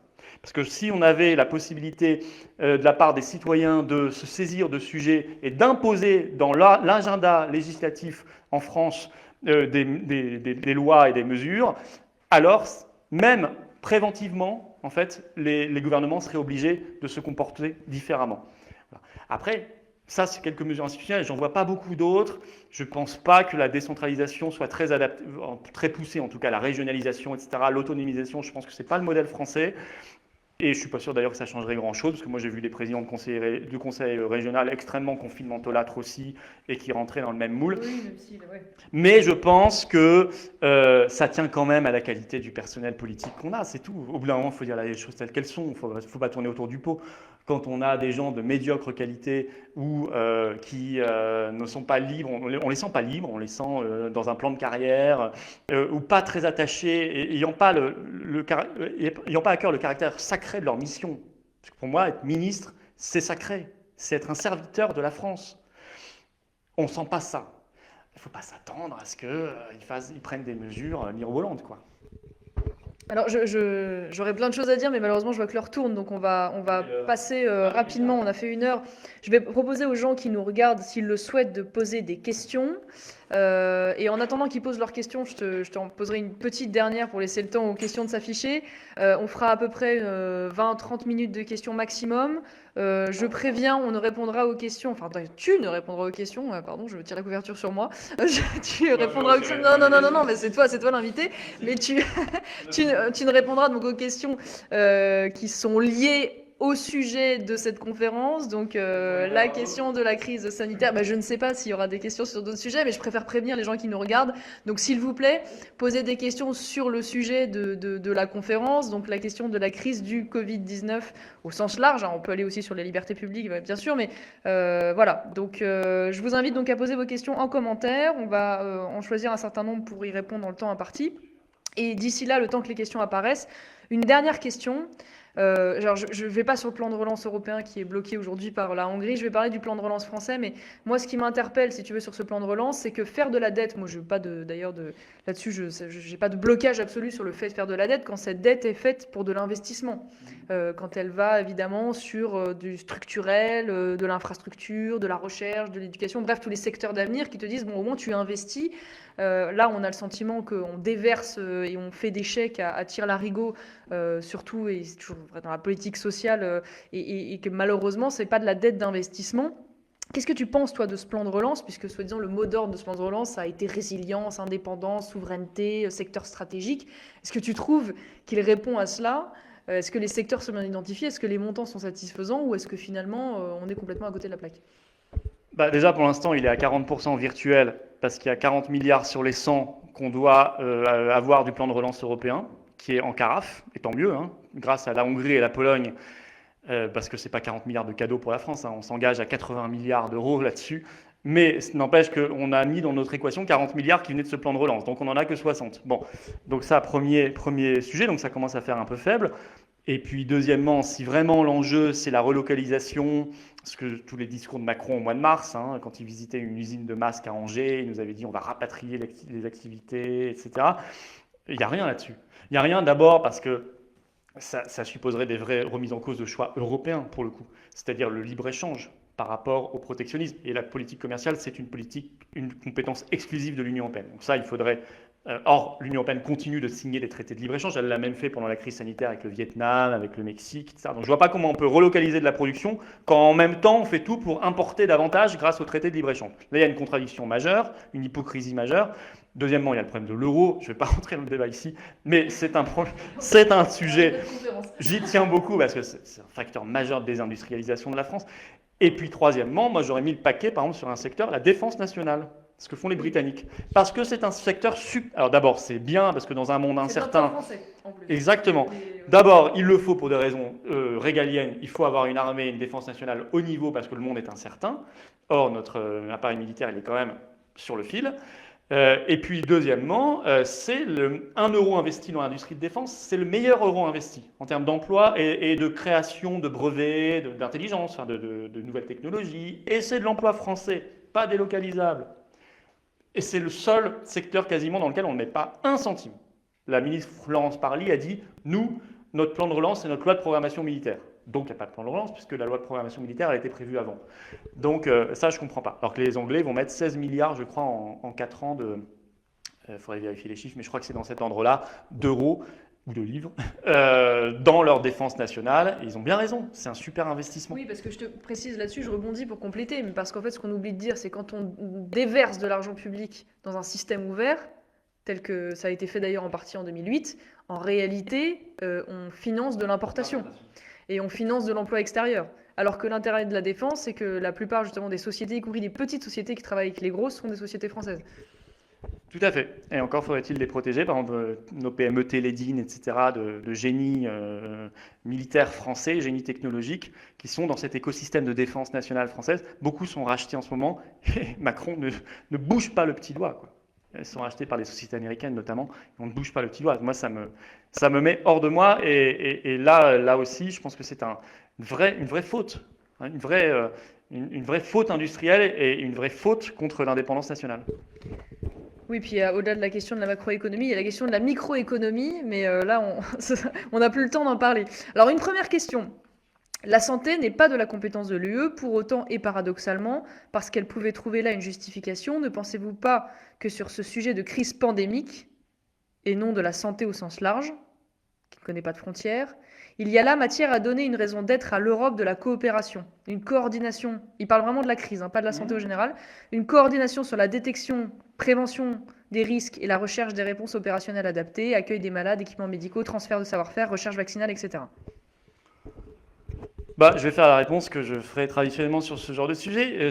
Quand il y a un sujet mondial, une crise mondiale, il faut de la coopération évidemment internationale, ce qui suppose qu'on va coopérer avec les Espagnols, les Allemands, les Anglais, les Belges, les Italiens, tout le monde. Mais il faut une coopération, j'ai envie de dire, pourquoi simplement dans le cadre de l'Union européenne? Il faut une coopération mondiale. On est dans un domaine, mais c'est un peu comme le terrorisme. C'est-à-dire pourquoi on coopérerait avec l'Allemagne sur le terrorisme et pas avec la Russie? Il me semble que la Russie a plus d'informations, en fait, et plus stratégique souvent. Donc, ça serait un peu restrictif et un peu contre-productif de se limiter à l'Europe. C'est un sujet sur lequel il faut une coopération, évidemment, mais il faut une coopération mondiale. Et je rappelle, par exemple, que la France a des territoires d'outre-mer, par exemple la Guyane. La Guyane, c'est intéressant parce que c'est une autre saisonnalité du virus. Le Brésil qui est à côté, qui est frontalier, etc. C'est intéressant de savoir un peu ce qui s'y passe et de travailler avec le Brésil, par exemple, sur le sujet. Ah oui, mais c'est le méchant Bolsonaro, donc on ne travaille pas avec lui. Ah bah d'accord, donc on perd de l'information. Non mais, donc je pense que là-dessus, il ne faut pas, comme sur tellement de sujets, industriels, culturels, scientifiques, il ne faut pas se limiter à l'Union européenne, qui à mon avis est trop petite aujourd'hui dans le monde. C'est une coopération internationale sans qu'on ait besoin de transférer notre souveraineté nationale, mais elle doit se faire et sûrement mieux que maintenant, sûrement mieux qu'elle ne se fait aujourd'hui. J'en profite juste pour faire un petit coup de publicité, mais nous faisons un rassemblement pour ceux qui sont d'accord avec cette analyse sur les restrictions sanitaires ce samedi 5 décembre devant le ministère de la Santé, place Pierre Laroque à Paris, à 14h30. Donc les gens peuvent venir nombreux. Voilà. Alors, j'ai une autre question. Pourriez-vous reconnaître une action positive du gouvernement concernant la gestion de crise du Covid? D'avoir mis dehors Sibeth Ndiaye. Je pense que c'était une bonne décision. Je pense que c'était une excellente décision. Vous ne pouvez pas prendre une meilleure décision. Alors, le véritable remède contre ce virus, n'est-ce finalement pas le souverainisme dans tous les domaines, en particulier dans la santé? Ça, c'est une question pour te faire plaisir, je pense. L'Europe technocratique et nos élites n'ont fait que dépecer nos industries stratégiques en faisant produire des médicaments vitaux en Chine ou des masques chirurgicaux qui se seraient retrouvés au moment de la crise bien moins chers s'ils avaient été produits en France. Cadeau. Il me faudrait une petite coupelle de petit lait que j'en boive un coup. Non, je n'ai rien à dire là-dessus. Je suis totalement d'accord et évidemment... c'est une crise de souveraineté que nous avons traversée. On ne maîtrise pas nos frontières. Ce qu'il fallait faire, ah oui, on n'a pas parlé de ça. La Corée du Sud a fermé ses frontières. Non, mais c'était presque l'essentiel. Toi et moi, on n'est pas parlé des frontières. Donc, on n'est pas parlé des frontières. Non, mais là, il y a quelque chose qui ne va pas, là. Non, mais c'était le point numéro 1 de la stratégie. Il fallait fermer tout de suite les frontières. Et ça, nous, bah non, comme Macron considère que c'est Mme Merkel qui gère ses frontières, évidemment, comme elle gère ses stations de ski, c'était compliqué. Voilà, donc non, mais souveraineté industrielle, on le sait bien, souveraineté du médicament, on l'a dit. Maintenant, il faut agir, et pour agir, je suis désolé, on n'agit pas sans souveraineté nationale. Est-ce que l'élection américaine peut être un facteur d'évolution ou de sortie de cette crise sanitaire mondiale selon vous? En gros, est-ce que Biden va nous sauver de cette crise? Biden, il va surtout confiner les Américains, quoi. Voilà, je ne sais pas si ça aura d'énormes répercussions pour nous, si ce n'est que je suis pas hyper rassuré quand je vois la première puissance mondiale, parce que ça reste le cas, dirigée par quelqu'un qui est infiniment plus proche des lobbies pharmaceutiques et de toute cette oligarchie qui est en couverture de mon livre, que son concurrent Trump, qui est plutôt détesté par cette même oligarchie, ce que je trouve toujours plutôt bon signe, plutôt positif. Donc, pour cette raison-là, je pense qu'il vaut mieux avoir un Trump qu'un Biden, sans idéaliser Trump, mais je pense qu'il vaut mieux un Trump qu'un Biden. Et je ne souhaite pas aux Américains de rentrer dans les stratégies de confinement. Je pense que c'est pas et de masque pour l'éternité, parce qu'on sait qu'aussi c'est plutôt ça là-bas. Le masque pour l'éternité, c'est plutôt Biden. Donc je leur souhaite pas. Oui. Alors j'ai une question sur le vaccin, mais je pense que tu as déjà répondu dans l'échange sur est-ce que tu penses que le vaccin est une solution? Mais manifestement pas, de ce que C'est-à-dire que là, actuellement, moi, je suis pas spécialiste pour dire est-ce qu'il faut un vaccin, est-ce qu'il faut quelle est la stratégie vaccinale. Mais là, en tout cas, 8 mois après le déclenchement d'une maladie, nous dire qu'on a déjà un vaccin qui peut être commercialisé, qu'on peut vous piquer avec, etc., je trouve ça éminemment inquiétant. Voilà. Et je ne suis pas le seul à le dire, il y a beaucoup de professeurs, je les ai cités tout à l'heure. Tu vas être accusé d'être un anti-vaccin. Oui, mais enfin bon. Non, mais alors à ce moment-là, il faut expliquer au professeur Combe qu'il l'est aussi. Et pourtant, Combe, encore une fois, je n'ai pas choisi Raoult exprès. Hein. Combe, il adore le confinement, etc. Donc j'ai pris quelqu'un qui était plutôt de l'autre côté. Comme on dit, c'est les alarmistes. Alors que moi, je suis un méchant rassuriste. Donc j'ai choisi un alarmiste. J'ai cité aussi Catherine Hill, hein, avec qui j'ai eu des débats assez enflammés. Donc on n'est pas d'accord sur plein de sujets. Et pourtant, elle a dit la même chose que moi sur les vaccins. Donc honnêtement, là, il faut quand même aussi revenir un petit peu à la raison. Est-ce que tu attends quelque chose de la commission d'enquête parlementaire de l'Assemblée nationale qui dénonce un pilotage défaillant de la crise? Qu'attends-tu de son bilan à venir? Est-ce que tu penses que l'Assemblée va se réveiller? C'est un peu ça la question finalement. J'ai vu, là, il y a des choses qui sont sorties aujourd'hui sur la commission d'enquête. Il y a des propositions, il y a quelques propositions intéressantes de ce que j'ai vu. Par exemple, mailler le territoire d'un réseau d'IHU sur le modèle de celui de Marseille, évidemment.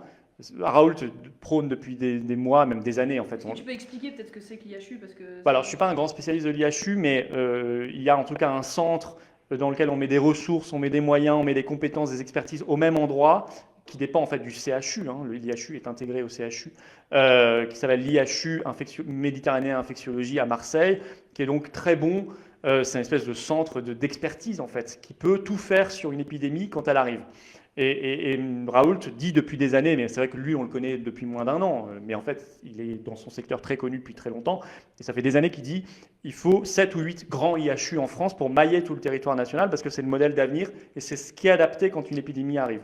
Et là, j'ai vu qu'il avait repris, je crois, sa proposition numéro 15 dans le rapport de la commission d'enquête. Après, j'ai regardé pas mal d'auditions, aussi bien Sénat que Assemblée nationale, j'ai trouvé qu'ils étaient mal préparés, ils ne connaissaient pas leur sujet.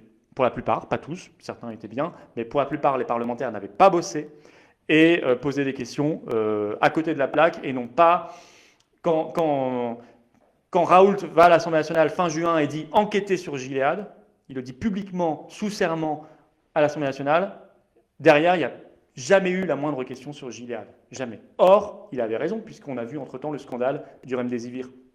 Et ils n'ont pas creusé. Ils n'ont pas creusé le sujet. Donc elle a été globalement, mais je m'y attendais, plutôt extrêmement décevante, cette commission d'enquête.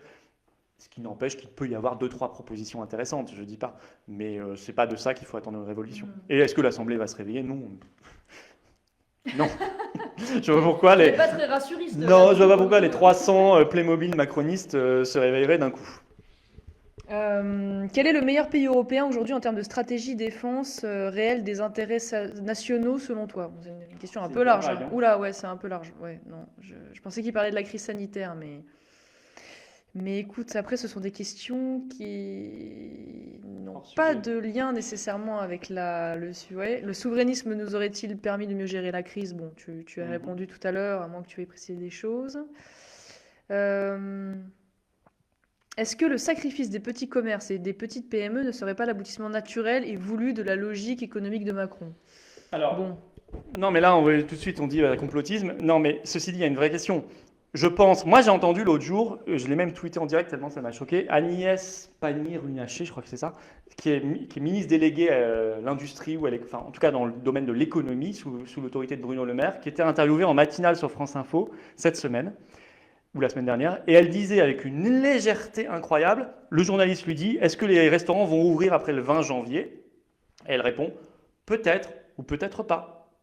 Alors j'ai tweeté tellement ça m'a agacé, mais je me suis dit, elle se rend compte qu'elle parle de la vie de centaines de milliers de professionnels, de passionnés de leur métier, de familles derrière, des sous-traitants, et puis nos vies aussi. Enfin, c'est aussi notre pays, nos restos, on les aime, notre gastronomie. Et elle a dit ça avec une telle légèreté, un tel détachement, que je me suis dit, mais en fait, ils s'en fichent, quoi. C'est déjà acquis dans l'équation qu'il y en a un tiers qui va fermer. Pareil pour les petits commerces peut-être un peu moins, enfin, en tout cas pas mal. Il y en a déjà qui ont fermé. Parce que ça sera remplacé par des chaînes, des fast-food, et puis le commerce par la vente en ligne, les GAFAM, etc. Et pour eux, c'est juste une substitution. Et en fait, ils raisonnent tellement en facteur X économique remplace facteur Y, c'est tellement désincarné, ils sont tellement pas en plus dans ce qu'est la France. La France, c'est pas les grands entrepôts d'Amazon, ça peut exister, mais c'est aussi un réseau de petits commerces que les gens aiment, qui font vivre des villes et des villes moyennes. Alors les restaurants, les brasseries, les bars, les cafés, j'en parle même pas, les discothèques qu'on oublie souvent, les forains. Moi, il y a des forains qui m'écrivent, ça fait partie. La France, c'est pas que les grands parcs d'attractions, c'est pas que Disney, c'est aussi les fêtes foraines, hein, ce qu'on appelle dans le Nord les Ducasses, les Kirbes dans l'Est, etc. Et ben non, tout ça, ça passe par pertes et profits, parce que comment ils vont se relever ces gens-là? C'est pas les petits dispositifs d'aide, etc. C'est pas au niveau, on le sait bien. Donc, j'ai l'impression que pour eux, c'est déjà acquis. Voilà, ils ont acquis, voilà, ils ont anticipé. Il y a un tiers qui partira, ça sera remplacé par de la chaîne américaine du fast-food et par Amazon. Et puis, tant pis. oui, non, mais c'est vrai que de temps en temps, la petite musique qu'on pourrait entendre en résonance un peu avec le fameux Great Reset, voilà, du forum Ouais, de mais Davos, c'est de dire en fait, et c'est d'ailleurs un petit peu aussi la petite musique qui, moi pour le coup personnellement, me semble un peu farfelu parce que je pense qu'il y a des effets d'aubaine, mais je crois pas forcément qu'il y a un projet pensé, si tu veux, organisé dans des couloirs obscurs par un gouvernement obscur, tu vois, proche des multinationales qui voudrait imposer un agenda et donc favoriser. Je pense qu'il y a évidemment des effets d'aubaine. Il me semble surtout qu'il y a aussi une profonde méconnaissance de ce que c'est que le monde des indépendants de la part du gouvernement et qu'ils ne mesurent pas. En fait, ils pensent que il suffit de distribuer des aides pour que ça marche. Et je pense que ça tient aussi beaucoup. Je ne sais plus si c'est Rocard qui disait ça, mais il disait quand vous avez le choix entre le complot et l'amateurisme, choisissez toujours l'amateurisme parce qu'en fait le complot ça demande quand même un peu d'intelligence. Et c'est vrai que parfois on voit des choses extrêmement construites, pensées, là où au final il n'y a finalement que de la méconnaissance et de l'incompétence. Alors, non, mais je suis d'accord, mais je serais un peu plus cynique quand même que toi. Sur les indépendants, je pense que par ailleurs, il est beaucoup plus confortable pour un gouvernement, mais c'est de la politique, hein, c'est pas du complot, c'est de la politique. Il est plus confortable d'avoir une société de salariés qu'une société où il y a des indépendants qui, quand même, sont moins dépendants par définition d'un patron, voilà, et qui peuvent, je prends un exemple très concret pour être plus clair, le début des Gilets jaunes, quand tout le monde aimait les Gilets jaunes, hein, le premier acte, 17 novembre 2018, etc. Ce qui faisait la force de ce mouvement, avant qu'il soit malheureusement repris en main et qu'il dégénère, c'était qu'il y avait beaucoup de commerçants, d'artisans, d'indépendants dans le mouvement. Des gens qui, lorsqu'ils rejoignent justement le combat à côté de salariés, d'ouvriers et de retraités, font tout de suite passer une autre dimension à un mouvement social. Le mouvement social type CGT traditionnel de salariés devient d'un coup un mouvement politique parce que justement les indépendants rejoignent ce mouvement et lui donnent une dimension, une force qu'ils n'avaient pas avant. Quand les deux sont sur les mêmes ronds-points, dans les mêmes manifs, ça donne une force politique incroyable qui fait peur au gouvernement. On a vu à quel point au début des Gilets jaunes, le gouvernement a eu peur. a eu vraiment peur de ce qui pouvait se passer. Ensuite, ils ont fait ce qu'il fallait, et puis les professionnels de la récupération aussi, et ça a été dévoyé. Mais donc je pense qu'il y a quand même du cynisme aussi là-dessus. Un indépendant, c'est quelqu'un qu'on brise moins facilement, qu'on tient moins facilement, et que quelques-uns disparaissent au passage, et pas forcément une mauvaise opération politique pour le gouvernement. Par ailleurs, il n'y a pas de complot parce que tout est public. Quand on parle de grand reset ou grande réinitialisation en français, ce n'est pas un complot, puisque c'est le thème du prochain forum économique de Davos, qui aura lieu, je crois, en juillet prochain, parce qu'il a été retardé, et ce qui a été annoncé dans le discours du FMI en juin dernier. Il y a des effets d'aubaine, effectivement. C'est-à-dire que dans la grande réinitialisation, je suis incapable de dire ce qu'il y a dedans, mais je sais, par exemple, qu'on pousse à la disparition de l'argent liquide, et ce n'est pas un complot. Il y a des dizaines de tribunes qui ont été publiées dans tous les pays au même moment depuis plusieurs mois pour dire que les pièces et les billets étaient des facteurs de contamination Covid et que donc il fallait le plus possible s'en débarrasser. Et c'est à ce moment-là que Christine Lagarde lance son débat sur l'euro digital. Pour la même raison, en disant ça sera plus propre et il y aura moins de risques de contamination. Et on sait que depuis des années, il y a des institutions financières qui poussent vers, et des États même, qui poussent vers la disparition de l'argent liquide, parce que ça permet un contrôle bien plus facile et ça permet de faire baisser des coûts par ailleurs pour elles. Donc on n'est pas dans le complot, on est dans quelque chose qui est annoncé, mais c'est une autre société. Et la question c'est, est-ce qu'on veut cette autre société? On peut l'appeler de grand reset ou pas, mais est-ce qu'on veut cette autre société, cet autre monde, ou est-ce qu'on ne veut pas? Sans idéaliser le passé, on peut toujours faire mieux. Mais est-ce qu'on veut quand même la société des nations libres et des hommes et des femmes libres?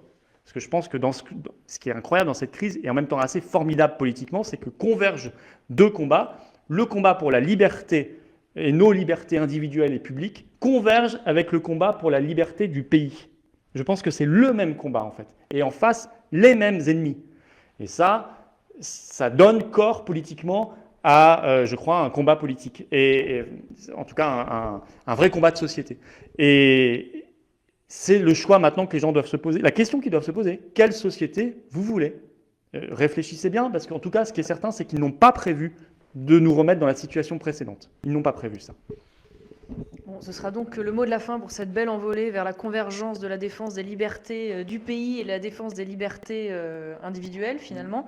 Merci beaucoup, Florian, pour cet échange extrêmement riche. Je pense qu'on a touché à beaucoup de choses. On aurait aimé parler d'encore plein de choses, mais voilà. Merci à toi. C'était un plaisir, et puis merci d'être venu donc porter cette voix singulière. J'espère que les gens ont appris des choses, ont apprécié et peut-être aussi ont vu en toi en partie un porte-voix parce qu'il n'y en a pas beaucoup aujourd'hui dans le monde médiatique qui osent finalement remettre en cause un certain nombre de choses. Donc peut-être cela leur a-t-il fait du bien.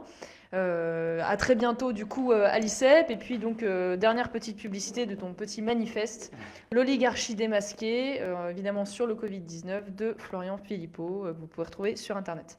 Merci. Sur le site des Patriotes, ils peuvent... Bah voilà, comme ça, tu auras quand même placé ton non, parce qu'il n'y a pas facile à trouver, je le dis. des Oui, patriotes. au passage, vous irez visiter le site. Bon, bonne soirée à tous et à très bientôt aux conférences de l'ICEP.